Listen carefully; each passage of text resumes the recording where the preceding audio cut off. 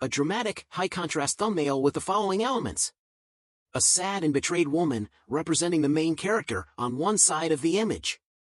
Her expression should be heartbroken and disappointed. A wealthy, arrogant couple, representing the husband and his mother, looking smug or dismissive, positioned in the background. A police officer arresting a well-dressed man and woman in the distance, with the husband looking shocked as he is being taken away. A pile of legal documents or a divorce paper in the foreground with a finalized stamp in bold red letters. A red circle highlighting the moment of the arrest to grab viewers' attention. Text overlay suggestions. They thought they could control me. Big mistake. From betrayal to justice, my revenge story. This combination will make the thumbnail highly engaging, ensuring viewers are intrigued and want to click the video. Rocket. I never imagined that the delicate tapestry of my early adulthood would unravel so catastrophically. At 24, I believed I'd discovered a once-in-a-lifetime love when I married David, a name I now know was a mask for a far darker truth. We'd spent 2 tender years together after my cousin introduced us, a meeting that felt as fated as a whispered secret in a crowded room. Our union, forged between 2 worlds as distant as the pale moon and a blazing sun, left me marveling at how 2 people so fundamentally different could ever hope to coexist. I grew up in a modest household where my parents worked as realtors, and my life was simple, shared with a spirited younger sister who was 3 years my junior. We were neither opulent nor destitute, living comfortably in the in-between. In stark contrast, David's world was spun from pure privilege. Born with a silver spoon, he was the only child of Sean, a booming business tycoon whose presence commanded respect, and Naomi, a socialite whose life revolved around glittering parties and endless shopping sprees. Their existence was straight out of a scandalous novel, but without the charm one might expect from a fairy tale. When I first stepped into their mansion, I was greeted not by warmth but by a cool, unyielding air of superiority. My new in-laws, dripping with entitlement, made no effort to welcome me into their gilded fold. And yet, enchanted by David's charm and naively blinded by love, I dismissed their icy behavior as a quirk of high society. I even willingly accepted their demand that I live under the same roof, a condition I never questioned, convinced that our private sanctuaries would somehow persist amidst the vast corridors of their mansion. In those early days, the veneer of civility seemed almost tangible.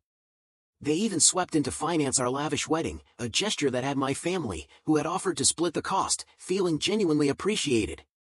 I believed, with the fervor of a new bride, that they had grown to like me. But as the days melted into weeks, the first subtle shifts began. The warm greetings turned into curt nods, smiles into disdainful glances.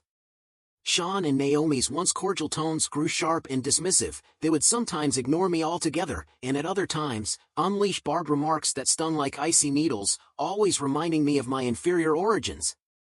David, ever the diplomat, reassured me with soft promises that everything would change once we had a child, once I had secured my place as a vital link in the family's grand design. I wasn't ready for a baby, my heart wasn't in that rush, but his assurances silenced my doubts. Our disagreements grew into bitter arguments, and soon his once attentive eyes began to wander, leaving me to wonder if I was nothing more than a temporary refuge for his desires.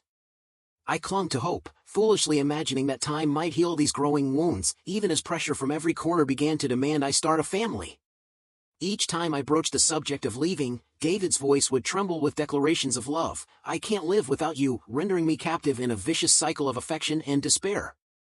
The weight of his family's expectations seeped into every corner of my existence, even seeping into my work life. Opportunities to lead evaporated as I became too emotionally spent to shoulder additional burdens. I felt smothered, trapped in a dark labyrinth of relentless expectations and silent judgment, unable to muster the strength to fight back. Then, on a night that seemed as ordinary as any other, a dissonant buzzing shattered the quiet of our shared bedroom. David was out jogging, leaving behind the phone he so carelessly abandoned. At first, the sound seemed innocuous, but soon another device began to vibrate, an unfamiliar presence in our sanctuary. My heart pounded as I rummaged through the room until I discovered a second phone tucked away in his laptop bag. Its screen lit up with a name that froze me in place: Jessica. For long, excruciating seconds, I struggled to piece together what I was seeing. With trembling fingers, I attempted to unlock the device, desperate to decipher the hidden world it concealed. When David returned home, we exchanged a few strained words before he succumbed to sleep. Under the pallid glow of the bedside lamp, I used his peaceful, unsuspecting face as the key to unlock the secrets of that mysterious phone. There, in a series of explicit, unambiguous messages exchanged with Jessica, lay evidence of a betrayal that had been quietly unfolding for 4 long months. The texts were not filled with tender flirtations but with curt, urgent demands, Jessica's insistence for explanations and a choice between me and some unfulfilled promise. My hands shook as I recorded every word, capturing screenshots and emailing them to myself as if they were my only lifeline to reality. That night, I wept in silence, each tear a bitter testament to the love that had been so callously shattered. The next morning, mustering every ounce of courage, I confronted David. I expected him to deny, to beg for forgiveness, perhaps even to weep. Instead, with a disturbing air of calm, he confessed. He admitted that he had been unfaithful, with an employee, no less, and that the affair was not a hidden secret but one known to his entire family. His words were clinical, devoid of remorse, as he explained that his failure to confess earlier was a calculated move designed to avoid interfering with his family's relentless pressure to have a baby. In his cold logic, I was nothing more than a means to their end, a vessel for an heir, an object to be used for the continuity of their empire. His confession broke me. Without a pause for my reaction, he left for work, leaving behind a silence that roared with the weight of his betrayal. I gathered my belongings with a numb determination and slipped away to the sanctuary of my parents' home, a place where honesty, however painful, was met with open arms. There, with my heart raw and exposed, I recounted every harrowing detail to my family, who had no inkling of the daily torment I'd endured in that gilded prison. They rallied around me, their love a balm for my shattered spirit, and soon connected me with a divorce attorney, a trusted friend of a family acquaintance whose reputation for navigating tumultuous separations was well known. I told David that I needed time, a brief interlude away from the chaos to collect my thoughts, and moved in with my parents. In a whirlwind that lasted barely 3 days, the divorce papers were drawn up and served. The shock on David's face when he arrived at my parents' doorstep to try and plead his case was palpable, yet in my heart, the relationship was irreparably over. His desperate arguments fell on deaf ears, and I realized that I had finally taken control of a life that had been slipping away. Yet, as if our personal drama weren't enough, the storm was far from over. Later that day, I received a call from Naomi, a voice seething with venom as she threatened retribution. In a tone so icy it could freeze fire, she warned that I would pay dearly for making her son cry, promising that the courts would become my personal battleground. I answered her threats with quiet resolve, blocking her number as if to silence a demon, even though I knew that behind those threats lay the immense power of wealth and influence. Desperation gave birth to a wild idea. I needed answers, details that might help me understand how deep this rot ran. With hesitant determination, I set out to find Jessica. After a frantic digital scavenger hunt across social media and obscure online profiles, I discovered that Jessica was an employee at the company where David worked. In this corporate behemoth, Sean reigned as founder and CEO, and David held the high-ranking position of COO. With my heart pounding like a frantic drum, I reached out to her and asked if we could meet face-to-face. Some truths were too volatile to be confined to text messages. We met in a modest, sunlit cafe, a stark contrast to the opulent nightmare that had been my home. Jessica, a few years older than me and strikingly beautiful, wore an expression that mingled regret and steely resolve. She apologized for the havoc her involvement had wrought, explaining that her affair with David had been sparked not by passion, but by ambition. According to her, David had enticed her with promises of a massive promotion and a substantial raise, a siren call for anyone desperate for upward mobility.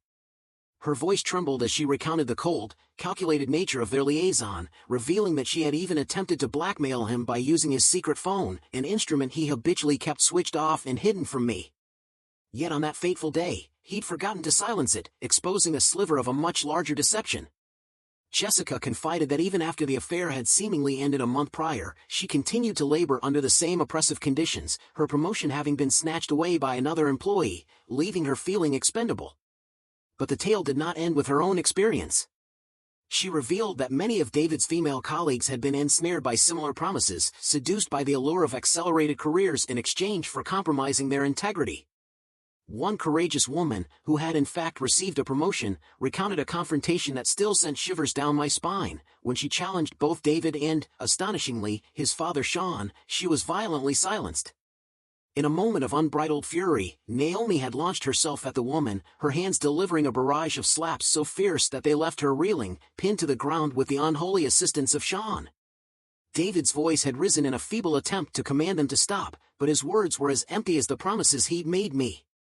The victim was left battered, marked with scratches and bruises, a living reminder of the cruelty that thrived behind the mansion's opulent walls.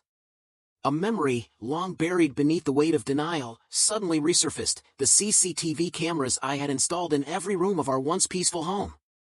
In a desperate bid to capture evidence of the mistreatment I endured, I had set up those cameras during a time when our marriage was already fraying at the edges. With a heavy heart and trembling hands, I logged into the system.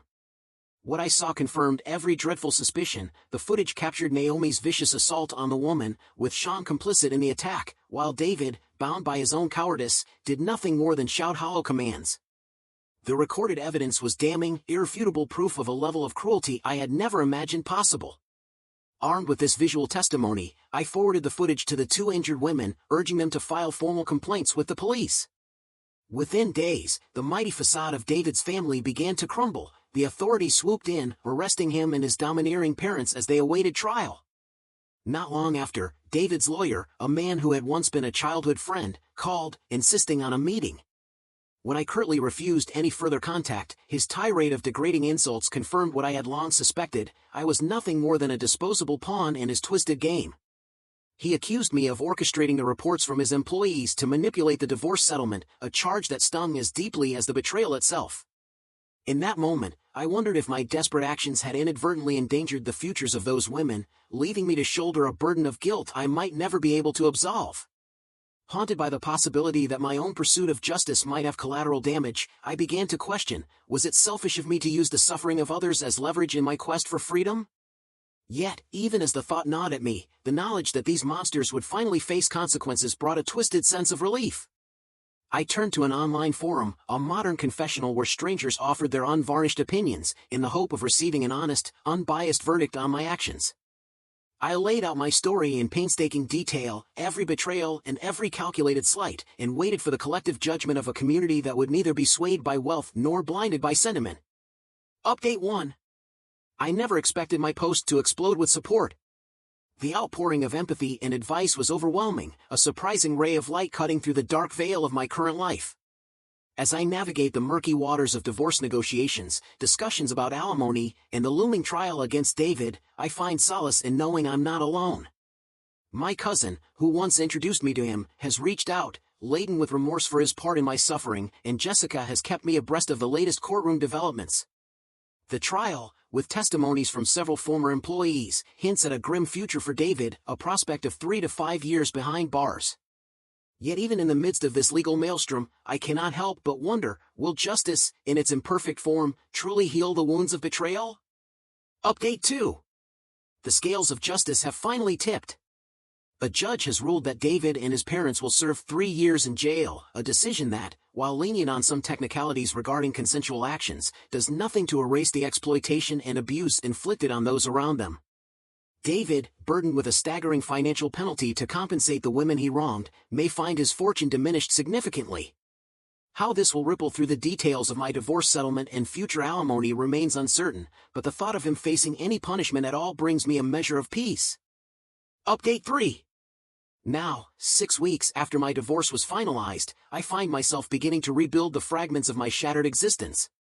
David and his family have been forced to sell off their assets to pay the victims, and I've received the settlement I fought so hard to secure.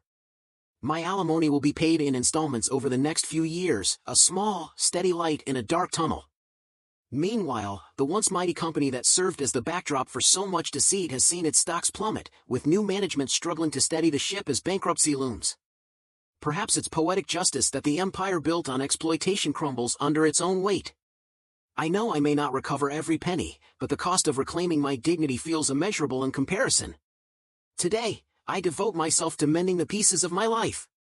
I've begun therapy, I frequent the gym, and slowly, I'm learning to savor the small joys that once seemed trivial.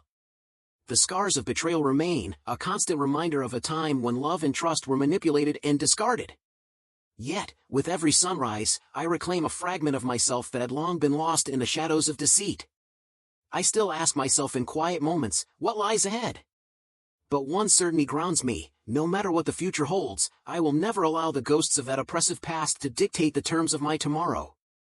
The journey from a gilded prison of wealth and cruelty to the fragile freedom of self-rediscovery has been arduous and heart-wrenching.